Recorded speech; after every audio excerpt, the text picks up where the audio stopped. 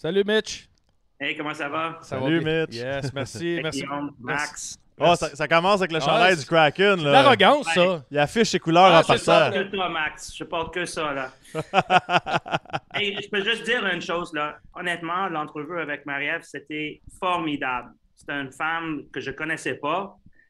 Puis la connaissance, tennis, boxe, basketball, olympique, politique, les années 1936, les Olympiques, j'étais tellement impressionné. Wow. Elle est vraiment bonne, Marie-Ève. Puis elle parle bien aussi, elle s'exprime bien, puis les gens l'adorent, ceux qui suivent la poche bleue. Donc, on est content de l'avoir Ouais. dans l'équipe. On va y Pas à peu près. transférer le message parce que c'est un beau compliment Ouais. venant de ta part, Mitch. Je suis certain qu'elle va l'apprécier. Puis, on a lancé à la blague que tu as ton chandail des Seattle Kraken. Je pense que ça doit être une belle fierté, pareil, de voir tout ce qui se passe avec cette organisation-là. Ouais, c'est un peu un rêve pour moi. Regarde, comme pour vous, jouer dans la ligue, vous avez travaillé fort, plus fort que moi, parce que vous avez, non, mais parce que vous avez réussi. Il prend que les meilleurs. Donc, il y en a pas des meilleurs que vous ils auraient pu jouer dans la ligue, mais ils ont décidé de ne pas jouer ou Ouais. ils n'étaient pas reconnus. Moi, je suis vraiment chanceux. Donc, il y a beaucoup de gens qui peuvent se trouver, mais pas peut-être beaucoup, mais plus de gens qui peuvent se trouver dans ma position. Et donc, c'est un peu un rêve. Je ne connaissais pas la ville de Seattle avant, mais c'est une ville formidable. Ils adorent le sport. Les gens sont excessivement gentils. C'est aussi une ville d'affaires exceptionnelle. Il n'y en a pas deux comme ça, avec le siège social Microsoft, Starbucks, Amazon, Wow. Boeing, Costco. Je peux continuer à Pourquoi, Mitch, ça se retrouve tout dans cette région-là?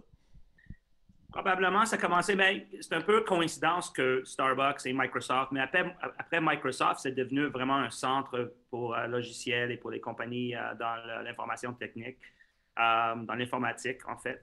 Donc, il y a San Francisco, Silicon Valley, puis il y a Seattle. Et donc, quand vous commencez avec un, puis deux, puis trois, puis quatre, puis ça aussi, regarde, c'est une géographie assez intéressante, c'est une belle ville, température pas Montréal. Et c'est pas Hawaï. C'est entre Fait moins Montréal et froid. Hawaï. C'est pas pire. Ouais, Est-ce que d'avoir des entreprises comme ça l'aide au niveau de la vente de billets, au niveau de la vente de loges, ces choses-là? Ça doit être plus facile, ils doivent s'impliquer? Oui, car je ne veux pas dire facile parce que les gens qui travaillent ici, ils travaillent excessivement fort, mais Ouais. c'était plus facile que, OK, disons à Québec, OK, on en parlerait, mais à Québec, ça serait plus difficile. On a vendu 50 loges, je pense, au plus haut prix de toutes les équipes dans la Ligue, peut-être à l'exception des Rangers de New York. Ouais. Et c'est à cause du fait que, oui, il y a une loge pour Alaska Airlines, une loge pour Starbucks, une loge pour Amazon, une autre loge pour Microsoft. Boeing en a un. C'est quelque chose. Alors, c'est un. Et pour être franc, l'Arena, c'est le plus beau dans toutes les ligues. Puis comment ça a commencé dans ton cas, tu sais, le jour 1 que tu t'es levé et tu t'as dit, là, j'ai la chance de m'impliquer, d'être un propriétaire d'une équipe de la Ligue nationale. C'est comment le raisonnement derrière ça? Je veux savoir, de jour 1 jusqu'au jour où tu as finalement eu l'équipe, comment ça s'est déroulé? Mais jour 1, j'étais à un souper avec le propriétaire majoritaire, David Bonderman, avec qui je travaille depuis 13 ans. C'est un mentor à moi. C'est un homme âgé de 79 ans. Et lui, il travaillait pendant 12 ans avec Jerry Bruckheimer pour avoir une équipe. Il y avait un moment où il essayait d'acheter les Penguins de Pittsburgh avant Mario, avant Mario, je pense, ou juste après, de déménager l'équipe d'Arizona. Ils ont tout essayé. Finalement, ils ont convaincu Gary Bettman que Seattle, ce serait une ville pour l'expansion. Et effectivement, Gary Bettman et les autres propriétaires, ils étaient d'accord avec. Puis, 31 équipes, ce n'est pas l'idéal. Donc, une 32e équipe, ça faisait du bon sens. Et M. Bonderman, il m'avait dit au souper, il dit « Hey, Mitch, il dit est-ce que tu veux m'accompagner dans cet investissement-là de l'équipe à Seattle? » Puis là, je l'ai regardé. Honnêtement, j'ai même pas pris une seconde pensée, pas il faut parler à mon épouse, pas rien. Là. Je dis oui. Donc, oui. Wow. Et donc, ça a commencé tranquillement. J'ai assisté à plusieurs réunions avec les autres propriétaires. Il y avait des choses à apprendre parce qu'on a construit une aréna pour 1,2 milliard. On a fait application pour une équipe dans la Ligue américaine, on peut accorder cette franchise-là. Il fallait engager Ron Francis, il fallait que Ron engage tous les scouts et l'entraîneur-chef, etc. Donc, je participais à toutes ces réunions-là et j'ai beaucoup appris parce que ce qu'on a fait ici, c'est qu'on a bâti une entreprise de 2 milliards en 2 ans et demi, 3 ans. Et aujourd'hui, je vois le résultat, on a 40 000 personnes sur la liste d'attente pour les billets de saison. Ça va, c'est incroyable. L'aréna est remplie et je vais juste vous dire, je vais vous raconter une histoire drôle. Peut-être que je ne raconterai pas en anglais parce que je ne veux pas que ça fasse le tour. Mais mes 2 fils, ils sont assistés au match Colorado-Seattle. On a perdu 7-1. Je n'étais pas ici. Et ils sont venus pour le 21e anniversaire de mon plus jeune. Et donc, c'était 6-0. Et là, c'est la 3e période. Puis il me texte. Il dit, Dad, il dit, il n'y a pas une personne qui a quitté l'aréna. Il n'y en a pas un. Puis il crie, puis il chante, puis il n'y en a pas une personne qui a quitté. On peut imaginer à Montréal 6-0 dans la 3e période. Donc, on a déjà vu ça. Même en première période. Là, on marque 6-1. Le gars qui est assis à côté de mon fils, il se lève, puis il met le doigt, il pointe le doigt envers le banc de Colorado et dit « You suck! » C'est 6-1 Colorado. Il n'y a pas une personne qui a quitté l'aréna. Puis il crie contre les Avalanches de Colorado. Ça, c'était assez... On aime ça. Ils ont donné un but. Non, mais c'est incroyable. Et c'est cool de voir à quel point ils sont partisans. Puis ça me fait penser un peu aux partisans de Vegas qui sont nouveaux dans la Ligue nationale de hockey, mais tellement passionnés. Puis je veux savoir, de votre côté, sentiez-vous une certaine pression quand même? Parce que tu as une équipe d'expansion qui fait ça, puis c'est comme un autre niveau. Finale de la Coupe Stanley, l'ambiance, le show qu'ils font avant les matchs. Tu sais, veut pas, il y a une certaine pression sur Seattle d'entrer dans la Ligue nationale, les attentes et tout ça. Là. Écoute, je pense que à part la performance dans la première année, puis on a juste 25 matchs, la saison n'est pas finie. Puis on joue bien la plupart des matchs. Mais je dirais qu'on n'est pas en arrière de Vegas, mais sur la glace, c'est sûr qu'eux, ils ont eu des chances que nous, on n'a pas eu. Ce n'est pas des excuses, mais les autres équipes n'étaient pas aussi prêtes pour le repêchage d'expansion. Ils ne connaissaient pas le système comme ils connaissent aujourd'hui. Aujourd'hui, il y avait 3 ans pour préparer pour Seattle. Donc, il n'y a pas beaucoup d'équipes qui ont laissé non protéger des joueurs les plus importants. Ils ont fait des échanges ou ils ont trouvé des façons à signer des contrats sans mouvement et tout. Mais ça étant dit, il faut donner crédit parce que ça fait 4 ans, ils font les séries à tous les années. Ils sont compétitifs à tous les années. Ils sont allés chercher Marchessault et Stone et Max Pacioretty. Marc-André Fleury, il était une étoile à Vegas. Donc, ils ont tout bien fait. Il n'y a rien à dire. Donc, mais on ne peut pas se comparer. Est-ce que c'est normal de faire les finales dans ton première année dans la Ligue? Non, ce n'est pas normal. Donc, je pense qu'il faut lever le chapeau à Vegas, mais moi, je n'ai pas ces mêmes attentes. Question, on parle d'expansion, on parle de Vegas. La question qui brûle les lèvres de tout le monde, ça a-tu passé proche, Carey Price au Kraken? Je ne peux pas le dire et je pense que... Non, mais je pense honnêtement que... Et vous savez parce que vous connaissez Carey. Donc, je pense que c'est le mauvais moment de parler de lui parce que dire non, ce serait comme un peu pas gentil. Vu ce qui passe à ce moment, dire oui, ça causerait Mais dans le fond, le Mitch, je fais juste peser sur le bouton siège éjectable. On change de question automatiquement. Non, mais regarde, je pense que ça va sans dire qu'on souhaite tous les meilleures choses pour Carey. C'est sûr que, premièrement, ton santé mentale, c'est le plus important. Deuxièmement, Carey Price a beaucoup aidé aux autres qui souffrent des problèmes. Parce que là, maintenant, j'aime pas le dire, mais si c'est comme plus cool d'en parler parce que Carey Price en parle, tant mieux. les gens vont en parler.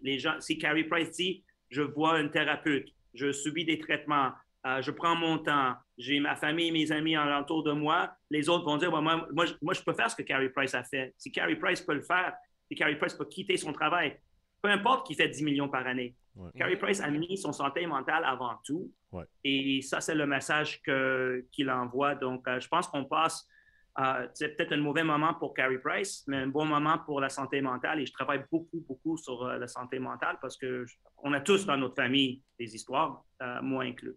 Justement, ça m'amène une question. Est-ce que, comme nouvelle organisation, ça vous force à aller plus loin dans votre soutien aux joueurs? Mais les joueurs, écoute, ça nous donne l'opportunité de commencer à zéro. C'est plus facile pour moi commencer à zéro, à savoir qu'est-ce qu'on a besoin. On a besoin peut-être de plus de médecins. Ça, on le sait. Mm-hmm. Le Canadien, il ajoute un médecin. Nous, on part avec cette équipe de médecins. C'est normal pour eux et c'est normal pour nous. Donc, on est au courant de tous les problèmes que les joueurs peuvent avoir, pas tout. Et je pense que oui, il faut soutenir, pas parce qu'on a une nouvelle équipe, parce que les joueurs, ils sont tous joués. Ouais. Yannick Gourde a joué l'année passée, il a gagné deux Coupes Stanley. Tous nos joueurs ont joué l'année passée dans la Ligue nationale. Donc, ils viennent tous d'autres équipes. Et à date, je pense que si vous avez des amis sur notre équipe, ils vont vous dire que c'est vraiment première classe. C'était notre but, c'était d'assurer que tout était... On n'a pas sauvé d'argent. On ne voulait pas sauver d'argent. Non, pour les joueurs, pour les vestiaires, pour les traitements, pour l'équipement, les médecins et tout, on n'a pas sauvé d'argent. Et je pense que maintenant, probablement, c'est pas mal toutes les équipes dans la Ligue qui doivent prendre connaissance de l'importance. Le processus de sélection des joueurs... est-ce que les propriétaires avaient beaucoup à dire là-dedans? Puis est-ce qu'il y avait une qualité particulière recherchée? Y a-tu un trait de caractère pour vous qui était 100% ça que vous vouliez comme organisation au départ? Oui, je pense que, regarde, dans le groupe de propriétaires, il y a comme deux types. On a un comité exécutif, donc je siège sur le comité exécutif. Il y a quelques-uns qui connaissent le hockey et le reste qui ne connaissent pas. Et ceux qui ne connaissent pas, il y a vous qui ne connaissent pas, puis ceux qui connaissent, il y a vous qui connaissent. Mais pour moi, il y a une grande différence. Même si j'ai fait 9 ans de radio, même si je joue encore, j'ai joué aujourd'hui, même ici à Seattle, dans une ligue. Mais il y a tellement une différence entre ma connaissance et votre connaissance. Ma connaissance est la connaissance de Ron Francis. Donc, pour moi, aller dire quoi que ce soit à Ron Francis, et Ron, je pense que tu n'aurais pas dû prendre ce joueur-là après que tes 8 scouts, tous les analystes ont pris presque 1 an à penser quels joueurs seront peut-être disponibles ou non. Et ce qui arrive aujourd'hui, demain, on a notre réunion de comité exécutif. On va parler de le premier trimestre de l'année. Qu'est-ce qui impressionne Ron, qu'est-ce qui le déçoit. Mais je pense que c'était pour moi important de dire à Ron, écoute, on peut parler de hockey, on peut parler de nos observations des matchs, mais jamais que je suis aussi présomptueux que je vais vous dire quoi faire. Puis j'ai tellement de respect pour lui. Je connais tellement le game. Pourquoi lui, justement? Tu sais, vous aviez tellement de candidats. Pourquoi ça s'est arrêté sur Ron Francis? Difficile de trouver quelqu'un. Premièrement, Ron nous a beaucoup impressionnés par son habilité de construire une organisation. La plupart du temps, vous allez engager quelqu'un comme gérant et regarde, sa job, c'est quoi?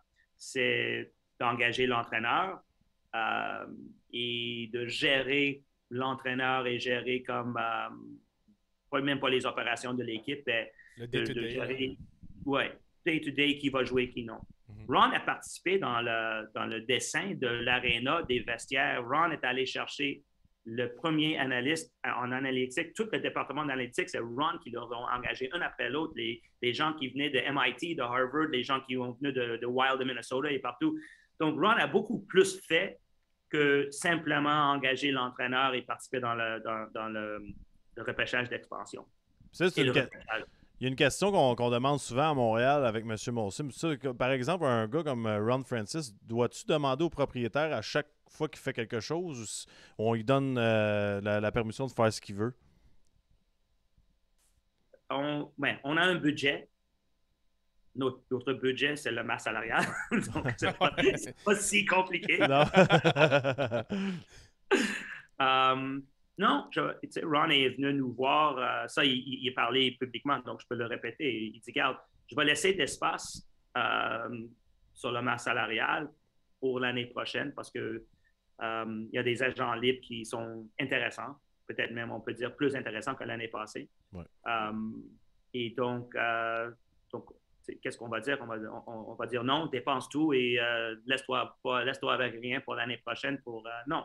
Donc, on a beaucoup de confiance en lui. Et comme j'ai dit, il y a une masse salariale et dans notre budget, on a mis le masse salarial, même si on ne le dépense pas. Pourquoi vous êtes allé dans un aréna comme ça? Tu parlais 1,2 milliard, l'aréna. Pourquoi? Carboneutre. C'est carboneutre, c'est bâti en dessous d'une affaire qu'on ne peut pas toucher. Là. C'est historique, c'est débile ce que vous avez réussi à faire. Là. En dessous d'un dôme ou un toit. Parle-nous un peu de cette aréna-là. C'est assez débile ce que vous avez fait. Là. Bon, en 1962, ils ont eu comment on dit ça, comme Expo 67. Anyway, ça a été à Seattle en 62. Ils ont construit l'aréna qu'on connaissait comme le Key Arena. Et nous, quand on voulait, quand on peut accorder la franchise, on voulait utiliser cette aréna-là, mais c'était impossible parce que l'aréna était trop vieux. Et donc, on n'était pas capable d'arracher le toit parce que le toit, c'est un site d'héritage. Okay. Donc, on a trouvé des firmes d'ingénieurs et architectes qui ont trouvé une façon de suspendre le toit pendant 2 ans et de creuser et construire une nouvelle aréna 75 pieds en dessous de niveau de la rue. Et nous, on a fait les maths pour savoir que si on bâtit le meilleur aréna, une des meilleures arénas au monde, avec les meilleures acoustiques au monde aussi, et prêt pour le basketball si jamais, et on aimerait avoir une équipe de basket parce que Seattle a perdu leur équipe, on peut dépenser cet argent-là et on va récupérer cet argent-là avec les concerts, avec l'équipe, avec les loges, avec les billets de saison et tout. Le carbone neutre, c'est parce qu'on a un groupe qui ont une conscience sociale. Vous pouvez nous appeler woke si vous voulez. Moi, woke, c'est avoir une conscience sociale pour l'environnement, pour les droits de tout le monde, pour la diversité dans notre engagement de gens. Et donc, tout ça était très important. Amazon est venu comme une grosse commanditaire. Parmi nos groupes de propriétaires, le PDG de Amazon, Andy Jassy, se trouve. Et Jeff Bezos a déjà donné 10 milliards pour le climat, pour combattre le changement de climat. Et donc, tout ça est venu ensemble. Regarde, on va avoir l'aréna le plus moderne, on va avoir l'aréna le plus responsable. Et c'est le premier aréna, je pense, au monde qui ne porte pas le nom d'une compagnie, ça porte le nom d'une cause charitable pour que le message sorte à tous les jours. C'est Climate Pledge Arena. C'est Climate Pledge, ils ne vendent pas des bières. Donc, Climate Pledge, c'est pour vendre un message. Wow. Et donc, on est tous d'accord. Nos employés, ils sont représentés par plus de diversité que n'importe quelle équipe dans le sport professionnel. Donc, je parle religion, race, LGBT, et on est très fiers de ça. Wow. On a le premier animateur de radio, Everett Fitzhugh, il est excellent. C'est un noir américain. Et donc, tout ça va ensemble. Climate Pledge Arena, de la responsabilité, la diversité. Et c'est pour ça que je suis très fâché quand le monde prend le mot woke et le redéfinit. Webster le définit, Collins le définit, Larousse le définit. C'est pas au Journal de Montréal de le définir. Donc, on est fiers de l'être. Wow. Non, mais c'est Non, le mais fun. c'est débile. Ben, est-ce que ces valeurs-là sont transmises dans le vestiaire? Est-ce que ça a été clair avec les joueurs, justement? C'est une bonne question. Je pense que c'est apparent quand tu passes du temps dans l'aréna. Et on leur dit pourquoi on a nommé l'Arena Climate Pledge. C'est petit par petit. Ouais. Ça fait pas longtemps que les joueurs sont ici, par exemple. Non, c'est ça. Ouais. Il y en a quelques-uns qui restent dans les hôtels, quelques-uns qui ont loué Airbnb, quelques-uns qui ont loué un appartement. C'est un peu spécial comme situation, mais je sais qu'ils sont très, très contents. Et quand je rencontre des amis qui jouent pour des autres équipes, comme Chris Letang, c'était un bon ami à moi, puis on s'est parlé l'autre jour après le match, puis il était complètement... Il ne pouvait pas croire qu'est-ce qu'il a vu dans cette arène-là. C'est sûr qu'ils ont gagné 6-1, donc c'était... Ouais, mais il y a un partisan, quand ils ont fait 1, il a dit « You suck » le temps. Ouais. Il est tellement bon, par exemple. Il est tellement bon joueur. C'est Chris Letang qui est agent libre l'an prochain. Là. Oui, c'est ça. OK. Je trouve qu'il a l'air d'avoir chaud, Mitch. et Mario vient de vendre l'équipe. En plus. J'ai envoyé un texto à Mario après le match. On a perdu 6-1, donc j'ai envoyé un texto. Je disais, Mario, il joue bien, vraiment, vraiment plus fort pour le nouveau propriétaire. Est-ce que ça a été dans tout le but de Carbonerd et tout ce qui se passe, la qualité de la glace, c'est peut-être niaiseux, là, mais la qualité de la glace, comment on fait pour être en 2021 avec tout ce que vous aviez comme restrictions ou autre? Oui, la qualité, selon les joueurs. Moi, je joue sur la glace de notre facilité de pratique. Selon les joueurs, la glace est excellente. On utilise que l'eau qui vient de la pluie. C'est ça, hein? Il y en a de la pluie. Donc, ça, c'est une chose certaine, on ne manquera pas de la glace. Donc, on a utilisé un système. C'est la première fois qu'un aréna utilise ce système-là, c'est d'utiliser juste l'eau de la pluie pour faire la glace. Et tout le reste des systèmes en dessous, c'est très moderne, mais la Ligue a des prérequis, puis on rencontre tous les prérequis. Wow. C'est hâte parce que c'est ça, je me demandais. Il y a bien des affaires que je ne savais pas sont une longueur d'avance sur tout le monde. Ils sont en train de recréer le sport d'une certaine façon. C'est cool. Ça. Est-ce que dans le building, on voit Vegas, la façon qu'ils ont réussi à changer la dynamique du. Tu vas au Centre Bell, les rouges chez Corporate, t'as le party en haut. C'est difficile un peu peut-être avec la musique francophone québécoise à faire. T'as pas de Bon Jovi, mettons. Ou, Vegas a réussi à emmener ça dans leur amphithéâtre. Est-ce que vous avez un peu cette effervescence-là dans le building? Regarde, c'est sûr que c'est différent que Montréal, mais nos billets sont très chers. Je parle dans ce que toi, tu appelles les rouges, OK? Les rouges de Seattle sont noirs. Anyway, les rouges de Seattle. Mais ce que je vois, c'est qu'il n'y a pas une personne dans l'aréna qui porte une chemise ou une cravate. Pas un. Donc, à part les animateurs. Et donc, le vibe est très fan. À Toronto, je vois le vibe est beaucoup plus corporate que Montréal. Le vibe ici, c'est très fan. Donc, tout le monde porte un chandail ou une chemise de Kraken et il crie aussi fort en bas qu'en haut.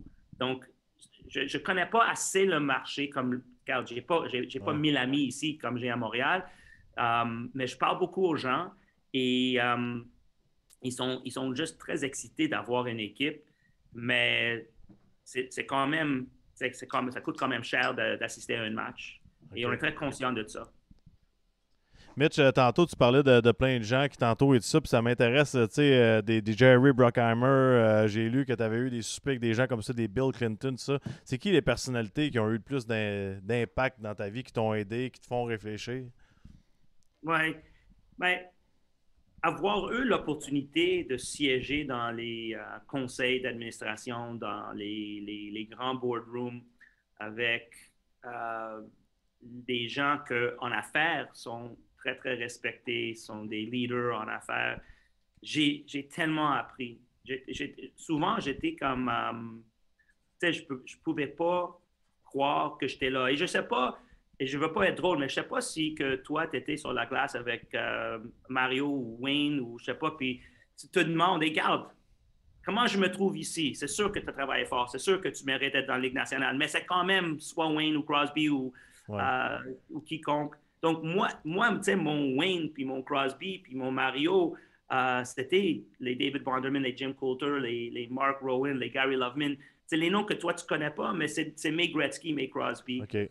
Quand tu parles des gens qui sont plus connus, avec le temps, regarde, comme moi, quand j'étais jeune, je rencontre une Maxime Lapierre, puis je trouve pas les mots. Je suis plus vieux que toi, donc j'utilise ton nom, mais c'est pas toi. Ça paraît pas que tu es plus vieux que lui, par exemple. Puis il n'y a jamais personne qui cherchait ses mots en me rencontrant. Fait que on efface ça. Ça marche pas. Et donc, mais avec le temps, et je pense que vous autres, vous allez être d'accord avec moi, avec le temps, il n'y a pas grand monde qui t'intimide. Il n'y a pas grand monde. Tout le monde sont comme... Tu sais, si Carey Price peut avoir des problèmes de substance, ça te montre que c'est une personne ordinaire qui fait une chose extraordinairement, c'est sûr. Et donc, si je me trouve avec Jerry Bruckheimer, et je passe beaucoup de temps avec Jerry, mais c'est juste un homme qui a 78 ans, qui a fait des choses extraordinaires, c'est sûr. C'est normal que tu vas y poser quelques questions sur tes films préférés, que ce soit Top Gun, Armageddon, Pirates of the Caribbean. Tu poses des questions sur Tom Cruise, sur Orlando Bloom, sur quiconque. C'est sûr que c'est normal. Mais après le temps, vous réalisez que les gens, c'est les gens. Ils ont des problèmes chez eux, ils ont des problèmes dans leur mariage, avec leurs enfants. On est vraiment tous pareils. Et cette idée que l'argent résoudre tous les problèmes de la vie, c'est pas vrai. C'est sûr que la plupart de ma vie est plus facile avec l'argent, mais c'est pas une solution pour tous les problèmes familiales, ni pour les problèmes de santé, ni pour des problèmes matrimoniaux, ni pour d'autres problèmes, ni pour la dépression pour plusieurs personnes très riches.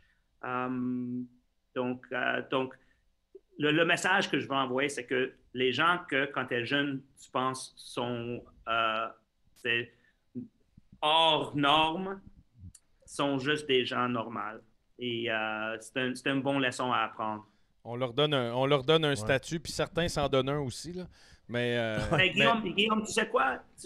La société, c'est quelque chose que dont je bénéficie, mais avec lequel je ne suis pas complètement d'accord. C'est-à-dire que les gens me donnent un respect parce que je suis riche. Mm-hmm. Les gens te donnent un respect parce que tu as joué pour le Canadien de Montréal, sans te connaître.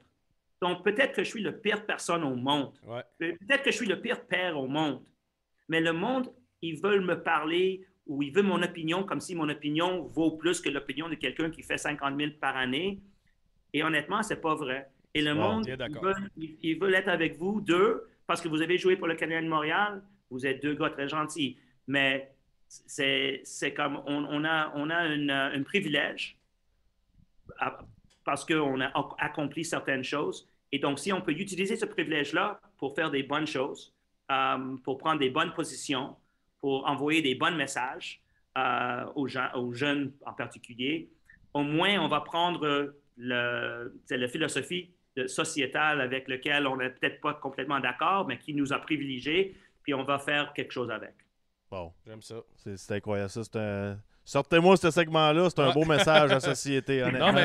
Non, mais c'est vrai, parce qu'on a souvent... Des fois, on l'oublie aussi, puis des fois, on est jeune, puis on réalise, genre, comme tu as dit tantôt, tu es plus vieux que nous, puis des fois, les joueurs de hockey... c'est pas ça, Guillaume. Mais des fois, les joueurs de hockey, on rentre dans la ligue où on tombe avec un statut à un jeune âge où on a le coffre d'outils, mais on n'a pas les outils pour aller dans la boîte, puis certaines fois, on fait des erreurs, ou on se prend pour d'autres, ou on devient, puis c'est intéressant le message que tu dis là, Mitch, c'est vrai en tabarouette. L'humilité, puis tu parles de tout ça, puis ça me ramène à le Mitch Garber quand tu avais 8 ans, mettons, là. C'était quoi ton rêve? Tu te voyais où? Est-ce que c'est où ce que tu es aujourd'hui? Puis est-ce que tu as accompli tout ce que tu voulais accomplir? Regarde, j'ai accompli beaucoup plus que j'aurais jamais pensé. C'est différent que vous deux. Je ne sais pas à quel âge vous avez commencé à croire que tu peux jouer dans la Ligue nationale de hockey. Moi, mon père est décédé quand j'avais 24 ans. Il se suicidait et mon père il a quitté l'école en secondaire 2 pour prendre soin de sa famille.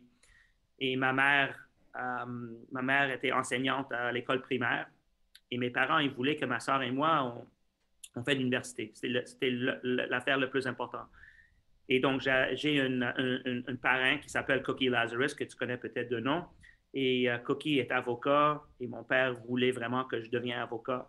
Et je suis devenu avocat. Mm-hmm. Donc, premier but, deviens avocat. Deuxièmement, j'étais attiré par l'argent. J'étais cadet le Star de Montréal quand j'avais 10 ans, 11 ans. J'étais propriétaire d'une cantine dans une piscine municipale à 14 ans jusqu'à 19 ans. Wow. J'ai lavé des autos, j'ai nettoyé des cours de tennis, j'ai tout fait. Pas tout fait, mais j'ai travaillé fort. Donc, j'avais toujours une éthique de travail, ce que vous deux devez avoir parce que tu ne peux pas faire la Ligue nationale sans avoir une éthique de travail. Et donc, les buts que j'avais à 8 ans, c'était comme 8 ans à 11 ans, 11 à 13, 13 à 15. Ça changeait tout le temps. Peut-être pas comme vous. Et finalement, je me trouve ici et tout ce que j'ai, j'aurais jamais rêvé. Mon épouse et moi, on a fait un plan où si on faisait des épargnes, on avait 29, 30 ans, on a dit, bon, à 65 ans, on peut avoir entre 1 million et 2 millions dans notre REER. Si elle est avocate, je suis avocat, on a deux salaires. Et c'était très raisonnable pour nous. Donc, ça, c'était mon but à 30 ans. Prendre la retraite avec 2 millions dans nos rêves respectifs, 2 avocats. Donc, tout ce qui est arrivé me prend aussi par surprise. C'est où que, justement, la surprise est arrivée où? Quand j'ai quitté la pratique de droit, et je rentrais en affaires avec des amis, j'ai réalisé que j'étais très bon en affaires, que j'avais une capacité de faire des bonnes décisions financières, soit quelle compagnie à acheter, avec quelle compagnie faire des partenariats, comment créer de valeur pour des actionnaires et pour les employés. J'avais des très, très, très bons collègues. Donc, j'ai toujours été bien entouré. C'est comme Lucky, hein? Ouais. Vous vous trouvez avec Draisaitl et McDavid, qu'est-ce qui va arriver à Maxime Lapierre? Je suis capable d'en scorer au moins 5 par année. Dis-moi vous deux, dis-moi vous deux, honnêtement, vous jouez la saison au complet dans ton meilleure saison sur une ligne avec Draisaitl et McDavid. Honnêtement, combien de buts? Je vais répondre, puis je suis content. Guillaume, c'est 100% sûr qu'il compte 50 buts. Ça, c'est même pas peut-être, 100% garanti. Moi, honnêtement, t'aurais pu faire 20 buts. 20-25, je suis d'accord. Ouais. T'en as fait 15 avec moi. J'en ai fait 15 avec Guillaume. Qui a des alliances de cheval. T'es où, Maxime? Regarde, que tu donnes 5 de plus avec Draisaitl avec David. Mais Mitch, je vais te dire quelque chose. Si on m'avait fait jouer une saison complète avec ces deux-là, le matin, j'amenais un café à tous les matins, je shinais leurs souliers, j'amenais la serviette dans la douche, puis je réchauffais leur char l'hiver avant qu'ils partent. Ça, je te le garantis. Vous avez vu le but hier soir de Zegras sur Anaheim. J'ai une question pour vous. Regarde, c'est votre show, mais j'ai une question pour vous. Non, c'est parfait, Mitch. On adore ça. On aime ça. Ouais. OK. Quand on regarde les matchs aujourd'hui, OK, ce but-là, on va le mettre dans le temple de renommée tout seul. OK. Mais quand on regarde les matchs, on voit McDavid, qu'est-ce qu'il fait. On voit McDavid et Draisaitl. Comment est-ce que le hockey a tant changé entre le temps que vous avez joué, ça fait quoi, 12 ans? Je ne sais pas, ouais. Combien d'années? 2013-2014, moi. J'ai arrêté l'année passée en décembre. Fait que... 8 ans, OK? comment est-ce que le hockey change tellement vite? J'enlève rien de Gretzky ou de Mario. Écoute, Mario il peut jouer dans ce ligue-là. Mais je vois des choses que j'ai jamais cru qu'on peut voir. On enlève le. Non, mais moi, ce qui m'impressionne, c'est qu'on enlève le temps et l'espace aux gars, puis ils réussissent des affaires qui en demandent encore plus. Tu sais, la vitesse de jeu, c'est débile. Ben, je pense là. que premièrement, je veux rien enlever, comme tu dis, Mitch, au passé, mais les gars sont un peu plus éduqués sur l'alimentation, l'entraînement et tout ça, mais il y a toujours quelque chose de nouveau. Là. Moi, je m'entraînais ici, puis chaque semaine, mon entraîneur, Scott Livingston, il avait quelque chose de nouveau. Il m'arrivait avec une nouvelle chose pour changer ma game, pour amener ça à un autre niveau, puis entre eux autres, tu sais, juste Connor McDavid, tu parles de lui en ce moment, les gars le regardent patiner, ça prend des notes, là. Comment il fait exister ses patins, qu'est-ce qui fait que ses patins, pourquoi que son crossover, son croisement est aussi puissant. Puis tu vas voir, dans quelques années, il va en avoir un encore plus vite que McDavid. C'est une qualité puis c'est un défaut en même temps, je pense, parce que les gens qui connaissent moins le hockey regardent McDavid puis essayent de faire les mêmes choses aux jeunes. Ouais. McDavid, c'est un exceptionnel. Tu sais, on devrait même pas le comparer puis essayer de faire des choses. Puis je pense qu'une autre chose pourquoi la game a tant changé, c'est l'âge des joueurs. L'âge des joueurs. Tu sais, quand tu pognes un vieux routier de 38 ans, que ça fait 15 ans qu'il est dans la ligue, il connaît les trucs. Défensivement, son positionnement, il est bon.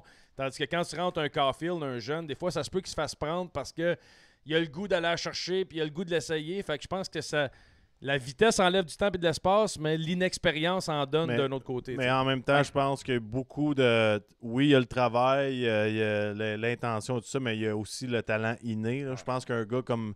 Ça peut être la façon que ton corps est construit. Souvent, je sais pas si tu savais, mais Sidney Crosby, il marche et on appelle ça bow-legged.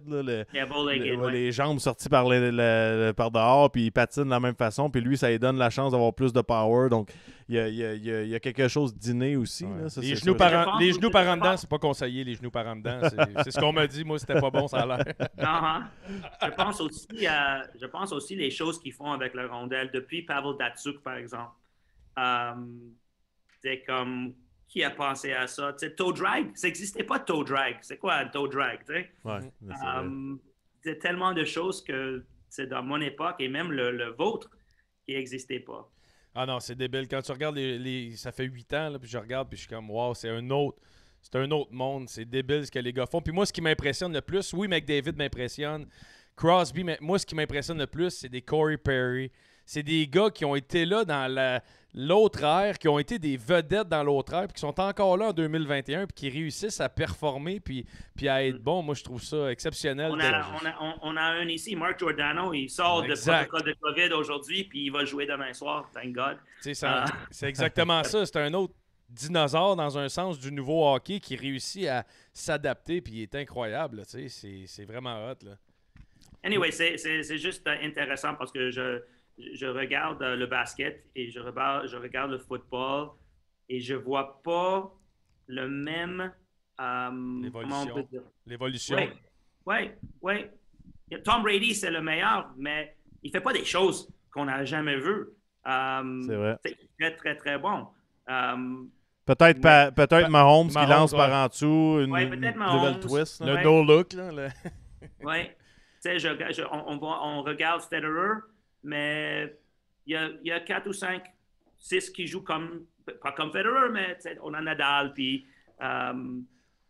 Mais t'as toujours pareil, tu sais, quand tu regardes au golf, un DeChambeau qui a changé un peu le thinking de la game. Tu sais, on a chaque sport a son athlète qui a un peu révolutionné le sport, puis je trouve ça le fun. Puis ça m'emmène à une question, tu parles, vas-y, moi je te vas-y, moi c'est business après. OK, parfait. Okay. Ça m'emmène sur un sujet intéressant, tu parles de basket, tu parles de foot, tu as été impliqué beaucoup dans le sport betting.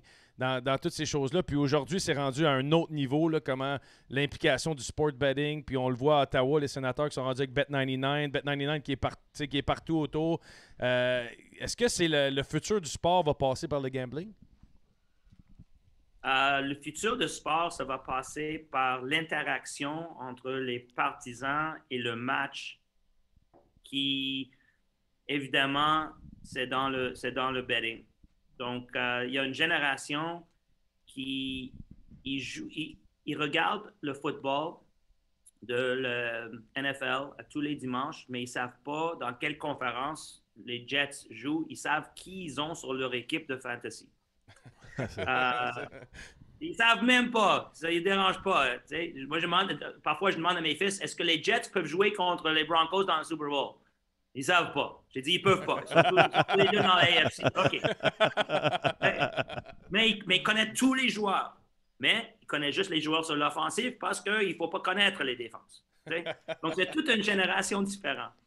Et le fait que toute l'information est sur notre téléphone en temps réel et qu'on peut gager qui va avoir le prochain but pour le Canadien de Montréal. Puis on a tous les odds, Maxime Lapierre, 90-1. Puis ça, c'est-tu quand je joue avec McDavid puis Draisaitl ou c'est... Donc, le téléphone, honnêtement, le téléphone et la génération de téléphone a créé cette marché-là. Et les propriétaires et les joueurs et les commissionnaires des sports, je pense qu'ils ont fait la bonne chose à reconnaître que c'est la façon d'engager les partisans pour qu'ils vont écouter un match Arizona-Winnipeg. OK? Arizona-Winnipeg, si tu ne viens pas d'Arizona ou Winnipeg, puis à 10 h le soir, un mercredi, t'en as rien à foutre. Pourquoi t'écoutes? Bon, je suis réaliste. Ouais. En plein milieu de la saison. Mais tout d'un coup, tu as 1000 raisons pour écouter. Donc, c'est bon pour tout le monde. Ah, c'est vrai, pareil. Le gambling, ça amène à des views un petit peu.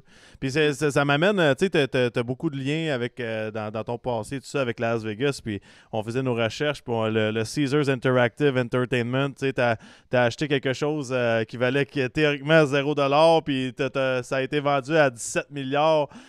On parle souvent à Montréal en ce moment d'un changement de culture dans une organisation. Puis ça, qu'est-ce qui fait que toi, t'as amené quelque chose, ça allait très mal, puis ça a changé?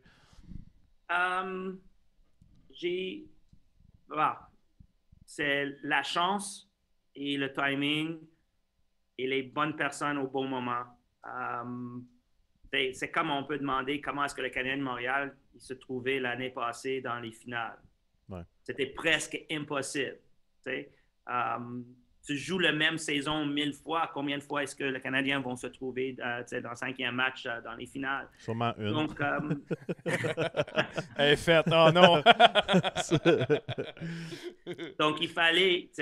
J'allais chercher une compagnie en Israël. Ça, c'était une décision que j'ai faite. J'ai voulu trouver la compagnie en Israël parce que, premièrement, j'habitais là, je connais l'Israël, je parle l'hébreu, un peu comme je parle le français. Ouais. Mal, mais... Très bien, honnêtement, très bien. Mais ça se comprend. Ouais.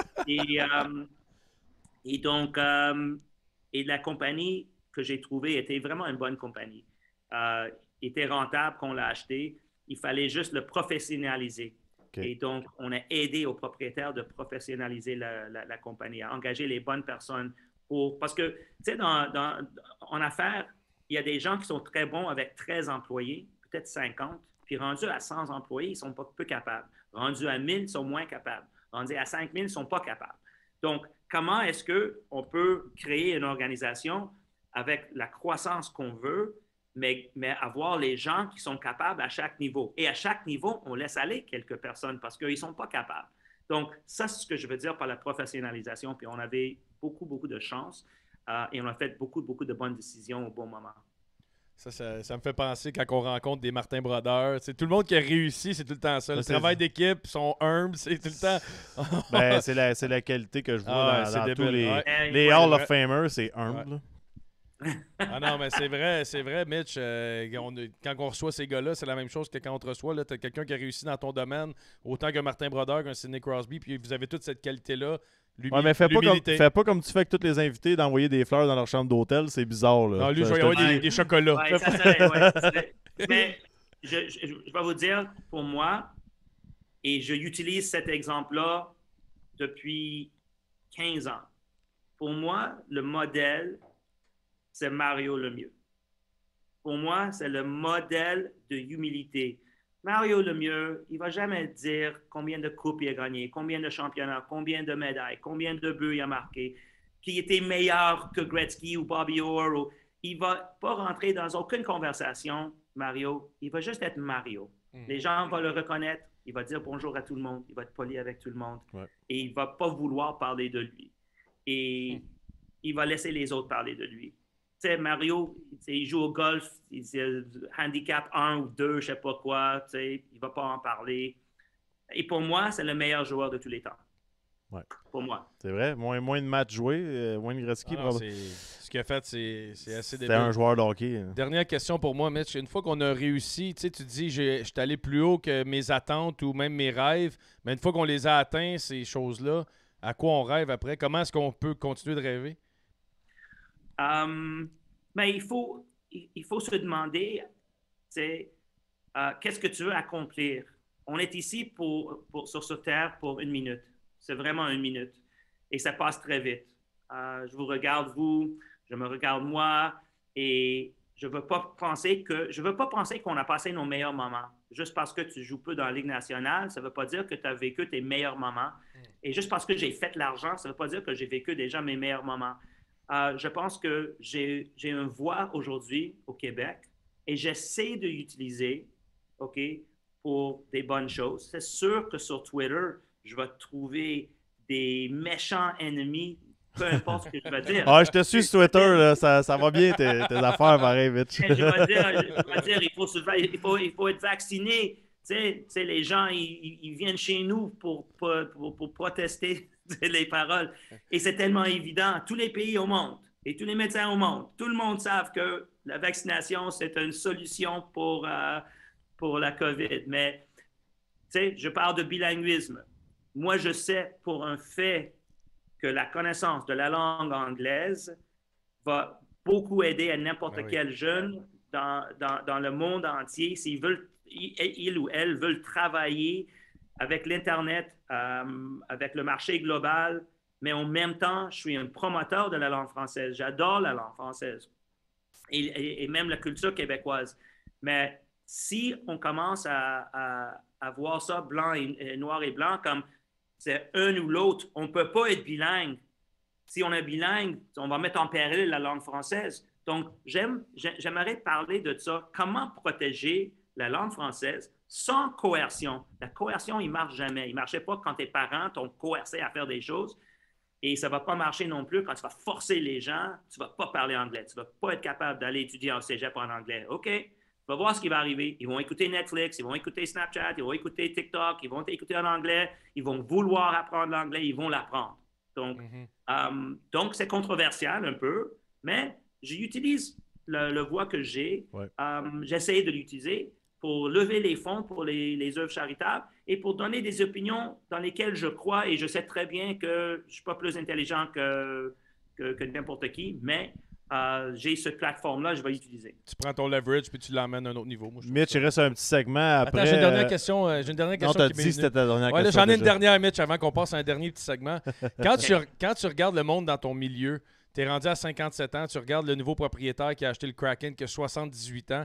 Est-ce que tu te vois arrêter ce train de vie-là un jour? Est-ce qu'on peut débarquer de ça? Non, OK, donc j'ai parlé tantôt qu'il y a beaucoup de choses dans ma vie qui sont plus faciles avec l'argent. Une des choses qui est plus facile avec l'argent, c'est le libre choix de faire ce que tu veux. Ouais.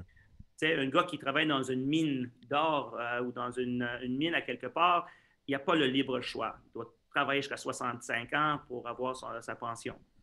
Et j'ai beaucoup de respect pour ces gens-là. Ouais. Donc, moi, je peux choisir que des choses que je veux faire. Donc, être copropriétaire, être propriétaire minoritaire de Kraken de Seattle, c'est un rêve. Tu sais, assister aux réunions aujourd'hui et demain toute la journée, pour moi, c'est comme jouer toute la journée. Oui, en vacances. Siéger sur des conseils d'administration des compagnies qui vaut des milliards de dollars, qui sont complexes, où on discute la stratégie de la compagnie. J'adore ça, je mange ça. Donc, il n'y a aucune raison pour vraiment ralentir parce que moi, je peux faire le calendrier comme je veux. Donc, je suis très chanceux à cet égard. Wow. C'est une bonne entrevue, j'aime ça. Ah, Mitch, il reste à peu près 2 minutes. C'est deep, hein, c'est deep. C'est deep. Là, c'est des petits segments qu'on prépare toujours pour tous nos invités. On a souvent des anecdotes très drôles. Je vais te poser la première question. Tu choisis une question, dans le fond, dans ce que tu vas voir à l'écran. On appelle ça, on se vide le sac. Meilleure anecdote de voyage, meilleur souper, plus gros événement sportif ou un foursome de golf de rêve. Choisis une question là-dedans. Puis fais nourrir un peu. Là. Ah. Ouais, ok, Pas de pression. on va prendre meilleure anecdote de voyage. Moi, j'étais quand j'étais première année en droit à Ottawa, j'avais une copine à cette époque-là et on a fini la première année en droit. On n'avait pas un cent, mais il y avait une opportunité d'aller en Colombie, à Cartagena, avec Nation Air, tout compris, une semaine, $500. OK, donc c'est trop bon pour être vrai. On passe comme le pire semaine que tu peux passer à Cartagena, à Colombie. C'était épeurant où on restait. Tu peux juste tout imaginer. Dernière journée, il y a un barbecue à côté de la piscine. Il y a des hamburgers. Regarde, je n'étais pas trop intelligent. Il y a des hamburgers qui sont au soleil toute la journée. Tu sais. Moi, je prends un hamburger. J'étais empoisonné, mais d'une façon violente. Mais il n'y avait aucune façon de rester en Colombie parce qu'il y a une fois par semaine Nation Air qui retourne à Montréal. Je n'ai pas d'argent. OK? J'ai pas d'argent. Anyway, j'ai pris le vol à Colombie, Montréal, Nation Air.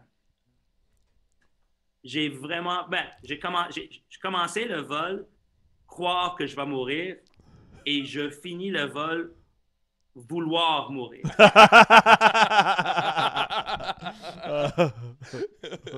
J'avais peur que je ne mourrais pas.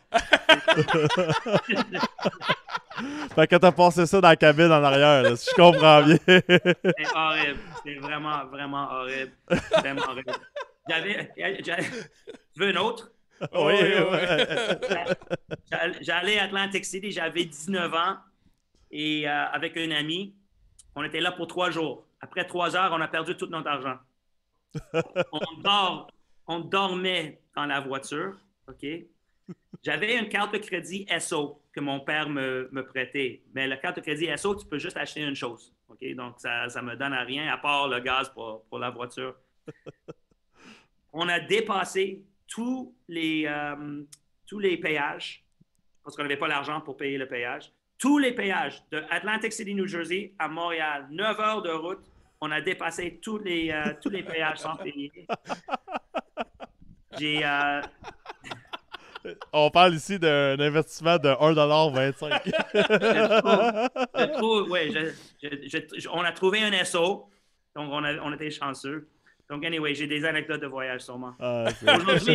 Aujourd'hui, je voyage un peu différemment. On s'en doute. T'as plus ta carte SO, hein? Non, puis il n'y a plus personne d'autre dans l'avion. J'aime ça, Max. Deuxième slide, Simon. Expérience. Première journée au bureau. Peu importe quel bureau, que ce soit les Kraken ou autre, comment ça s'est passé. Ton meilleur souvenir de hockey ou ta plus grande phobie? Une des trois là-dedans. Ben, souvenir au hockey, sûrement. Parade de Coupe Stanley en 86. Super cool. Ça, c'est une expérience que je ne vais jamais, j'espère que pas jamais, mais jamais que je vais avoir comme 18 ans pour témoigner à ça. Ça, c'était vraiment, vraiment spécial. J'ai assisté au premier match au Centre Bell et au dernier match au Forum de Montréal. Tu ne peux pas oublier ça. Voir le Rocket et Dickie Moore et tout le monde sur la glace, Pierre Turgeon qui vient dans le nouvel aréna avec le flambeau. Quand les gens ils me demandent comment tu peux devenir fan de Seattle et peu fan de Montréal, je veux dire que Montréal, le Canadien de Montréal me donnait mes meilleures mémoires et ça, on ne peut pas m'enlever ça. Mais en même temps, Seattle, c'est comme si mon fils fut repêché par les Bruins de Boston. Bon, je vais devenir fan fini des Bruins de Boston. Et donc, mon fils ou ma fille aujourd'hui, c'est les Kraken de Seattle. C'est la même chose. C'est la même chose. Ça doit être tout un feeling. En tout cas, vous avez réussi en tabarouette parce que vos chandails, les apparels, Ouais, c'est débile. C'est débile ce que vous avez fait, honnêtement. C'est incroyable. Vraiment. Félicitations. Vraiment. Félicitations. Merci beaucoup, Mitch. Sérieusement, c'est vraiment apprécié. Puis on a eu une leçon d'humilité ce soir. Les gens sont contents d'avoir vu ça. Si jamais tu ne trouves pas un autre invité un jour, tu m'invites une deuxième fois, je reviens. Ah, wow. C'est Merci gentil. beaucoup. C'est gentil. Très Puis on n'a pas apprécié. parlé de baseball parce qu'on sait que c'est Stephen Bronfman plus qui s'occupe de. Ouais. Exactement. Faut trouver un autre invité juif pour répondre à ces questions. Merci beaucoup, Bye Mitch. bye. Salut. Bonne soirée.